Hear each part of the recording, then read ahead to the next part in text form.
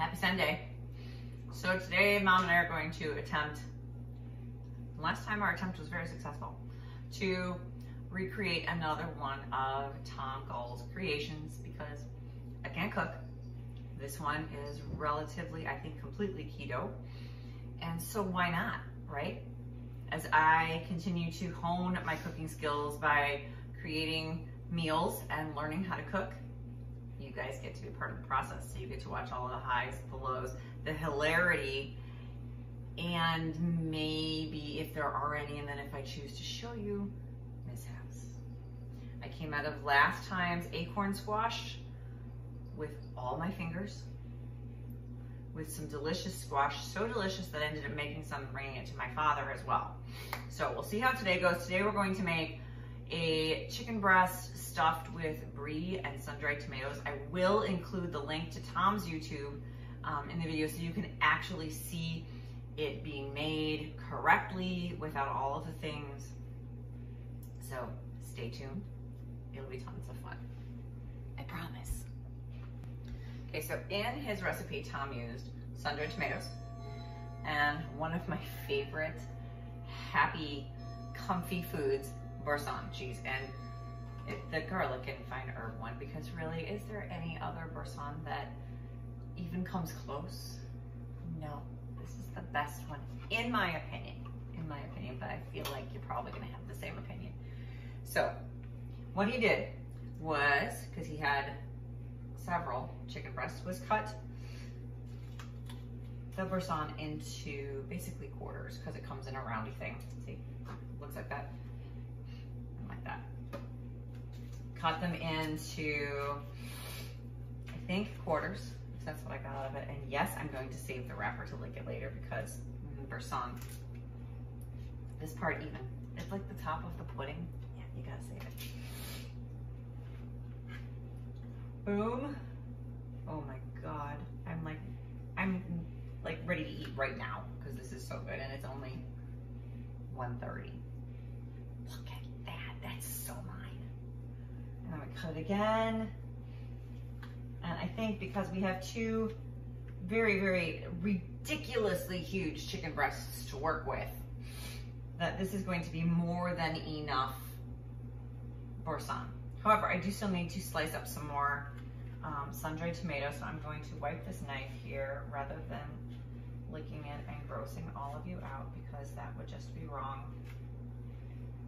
Even though, you know, it's just me, but that's okay.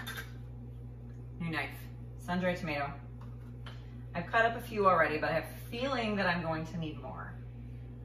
I've also learned, you guys would be so proud of me, the benefit of slicing forward rather than backward. Slicing forward, A, slices better, but B, doesn't bring the next piece back with you. It sort of shoos it off the knife. So slicing forward, cool. So I'm gonna slice up this one.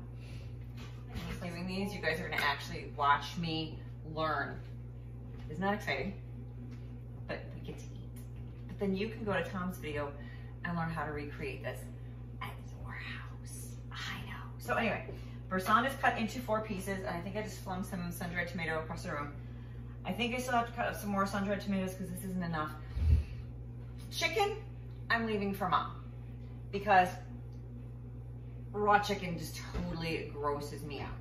But what we'll do is we'll slice it across the top, and I'll show you all that, but we'll slice it across the top and then split it that way, pound it out to make it all flat and thin, easy to roll, and easy to take in some of this flavor and all that yumminess.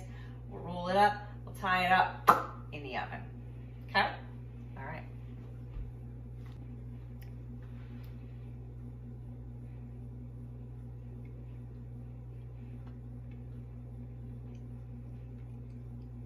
Oh God.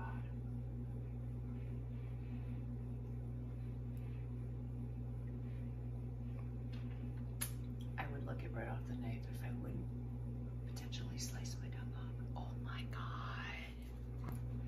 But because I have a thing with raw chicken, it's just, I cannot touch it. It bugs me out. It's like egg whites. So, Mom is doing all of the raw chickening. Except I need to get her a knife. Hold, please. This is the fun part. You don't want a bread knife. You want this knife? There's one short, yeah. This knife? Okay, we'll try that one. I think Tom said a boning knife. I don't know if that is a boning knife because I don't cook, so I don't know what a boning knife is. If you fish, you would know what a boning knife is. I don't fish. But this will work. But this will work. So she's cutting them across lengthwise, these gigantic chicken breasts. I don't know what people are feeding chickens anymore. Seriously, they're just like hormone, hormone, hormone.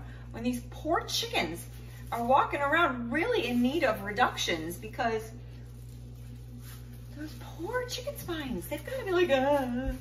Anyway, so she's cutting the chicken this way across the top rather than this way, or rather than making a little pocket in the side.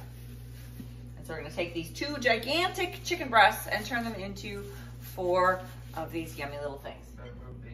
Okay, so chickens have been sliced. Those 2 breasts made 4 little, whatever you want to call them, fillets of chicken. And they're huge. They're ridiculous. It was almost 2 pounds of chicken. So Mom is going to pound them out, release some aggression. It's really good stress relief. We're going to move these tomatoes that never ripened. She's going to pound it out flat so that A, there's more surface area to spread all the yumminess in, and so they roll up, and so that they hold all the yumminess a little bit better. And if you wrap them up in saran wrap when you do that, then you don't get chicken guts all over your counter or your cutting board. This is fun. I would do it, but again, it's raw chicken. Raw chicken is disgusting. It's disgusting. It's gross. So we're just gonna pause and we'll wait till she's done with that. We use from this box of Penzi spices. We're gonna try it out. This one called Murals of Flavor. It is salt-free, and it has onions and garlic and shallots, oh my, and chives and orange peel and all that kind of stuff. So we'll let you know how it goes. Fingers crossed. Hold, please. Seriously, Mom's getting out a lot of aggression right now. It's kind of therapeutic. So basically you're watching Mom make dinner because the rest of this still involves touching the chicken, which I'm not doing. I'm screwed, really. I just can't make chicken dishes. So we put the cheese in. We put in this beautiful chunk of Boursin, and we're gonna spread it maybe with the spoon that you used for the tomatoes. I was supposed to put the tomatoes in second, I believe. I don't forget. That's the way it rolls. And now, you could spread it all the way to the other end of the chicken, maybe? He didn't. Oh. She paid attention to those details. I just paid attention to the process and the recipe. He would spread every little, I believe. I don't know, did he put it in the middle of the chicken or at the end? Tom, what did you do? And now she's rolling it. I was gonna pre-cut the twine because that's the thing I can do, but I did not, and now I don't have a scissors. Were these raw chicken? No, these are clean, so I can use these. I'm gonna pre-cut a few pieces of twine. Butcher's string is probably the best because technically you can cook with that. So she's gonna roll it up. She stuffed it all in there. I'm gonna give her a piece of twine. Holy cats. All right, she's gonna do that. Are you gonna roll it in the middle or at the end? These are some big ass chicken breasts. Still, after we pounded them out, there's some big ass chicken breasts. You don't want to put your finger. No, I do not want to put my finger down there. Hold the knot yourself. I trust you that it's not gonna fall apart. I am not touching this chicken. So after this, what she'll do, and I'm not sure what her process is going to be, if it's going to be one at a time roll and then we dunk them all, or if it's a whole process and then we do the rest. But from here, the chicken breast will dunk into the almond flour because I am not doing breadcrumbs because I'm following a keto diet, but almond flour is keto. So we'll bread it with not the almond flour, not what it says. We'll dunk it in the egg first to get it all eggy, which makes it even more slimy. The other thing I don't like to touch is raw egg because it's just bleh. And then it will go into the almond flour, and then it will go into the baking dish, and I will drizzle the butters over the top. The buttery things. Oh, look at that, see? Now you can't see her dunking it in or rolling it in the, I'm just gonna bring you over there. Hold on, we're coming over. See? All the things, and she's getting it all full. And I added some of those spices into we might need the bigger almond butter. We might need the bigger pan. Holy cats. That's what happens when you have hormonally enhanced chicken breasts. Pretty much they're all hormonally enhanced chicken breasts these days. Unless you have your own chickens. We're gonna do that. She's gonna do a few more of those. I'm gonna get the bigger pan because they're not gonna fit in there. She just rained on my parade. I was gonna lick the rest of the Boursin off of this, and she said, no, I touched it with my chicken hands. And not just because the chicken is raw and gross, because raw chicken, cross-contamination, bad. So for those of you like me who don't cook, now I know this, but I know that many people who are in that I don't like to cook bubble may not know that. Do not lick raw chicken or any surface that raw chicken has touched, which sadly kills this Boursin wrapper for me. I'm so heartbroken because look, it's like if all of the bottom of the peanut butter cup was left in the wrapper, that's what this would be like. But no, somewhere on it is raw chicken. And that is not a chance I am willing to take. Dang it. And she has chicken fingers. It's disgusting. So we're almost done with the last chicken breast. It's just got to go into the end of the rolling and then into the thing. And then I'm going to do the thing with the raw butter. Let's try that again. With the melted butter. And then we'll do the thing with the potatoes. I don't have round potatoes. These are sliced brown potatoes, but I'm going to season them with the same thing that we seasoned the flour with. Did you put more seasoning in this? Yes, I did. I don't know how I mixed it, but season the potatoes with the same thing that we seasoned the flour with. And so Mom and Sierra will have potatoes with their dinner, and I will not, which is fine because that's gonna fill me up before I even finish one chicken breast. So in the shot, you either get me or the chicken. I figured you'd probably rather see the chicken, right? So I have butter, again, at Tom's suggestion, melted. Actually, I probably should have warmed it up a little bit more, but that's okay. And we're just gonna make it all kinds of drizzly happiness. Oh yes, yes, yes. Oh yes. Spatula. Oh, actually I have one over here that I use just for the butter. I'm gonna have to wash it in. Oh crap. This is smaller than that. Oh well. I put it in the chicken stuff.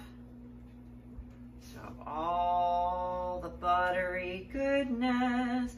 So in total, this took us, I would say, a little over an hour with stops and starts and camera starts and all of the fun things for prep. I think I started talking to the camera at about 1:30. I think we actually started prepping a little after that. No, my burners are not on, I promise. And so in a little bit, we'll put this in the oven at 375 for 40 minutes, along with those tots that we're making. I'll let you know how it comes out. So don't go anywhere. I know you can't because you're watching the video, and I'm gonna put a transition here that goes bloop right to the ending. And at the ending, make sure to hang in there because I will link Tom's real video. Hi, I remembered to turn it on this time. So the oven is preheated to 375. We're about to pop these babies in. Here we go. Coming down. In there. We'll put the tots in right next to them for Mom and Sierra. Push it back so I don't do the thing. Here we go. We're gonna set this for 40 minutes, and this is gonna take a minute because, you know, goes a minute at a time. That timer means our 40 minutes are up. I'm gonna hand the camera over to Mom so I can check the meat with the meat thermometer, because these were a little thicker than the ones that Tom cooked, because our rolling pin didn't, oh my sweet Christmas. Can you see that? Oh my God, bring it down just a little bit. Okay. This is crazy, you guys. Which one's the fattest one, do you think? This one? So just to be on the safe side, we checked foodsafety.gov, and despite the fact that their meat thermometers say 180, foodsafety.gov said poultry, all forms, all sizes, 165. So we did put it back in because we weren't quite at 160 anyway. So we're still gonna give it a couple more minutes, but we're not gonna dry it out by going to 180. Okay, so we're cutting the string. The string is off. The potatoes came out of the freezer, and that's just fine and dandy. Took some of the yummy buttery mixture and poured it over the top of them too. Now, mind you, I am not eating the potatoes. I will keep saying this. They are not part of my keto diet, but this whole little chicken breast right here, this is gonna fill me up. But now Mom's gonna cut in, and we're gonna see super crazy, amazing inside. It's okay. The string isn't gonna stop nothing, except it from falling apart while we cooked it. You guys ready for this? Because it was oozing out the side.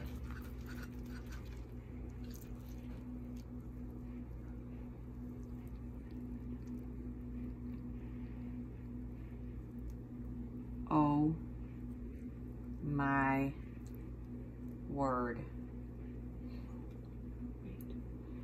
Yeah, I don't want that. Can you show me the inside of the chicken one more time?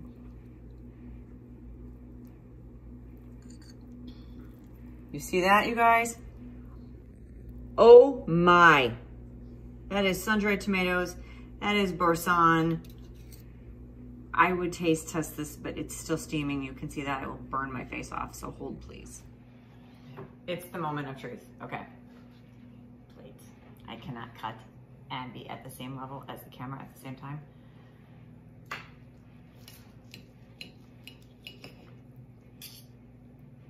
Can you see the inside of it? No, you can't. Let me show you.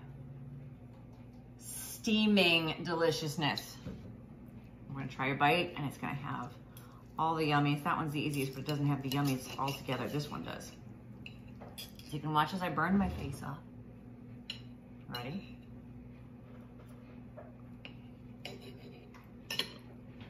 Oh my word. Here we go. You ready?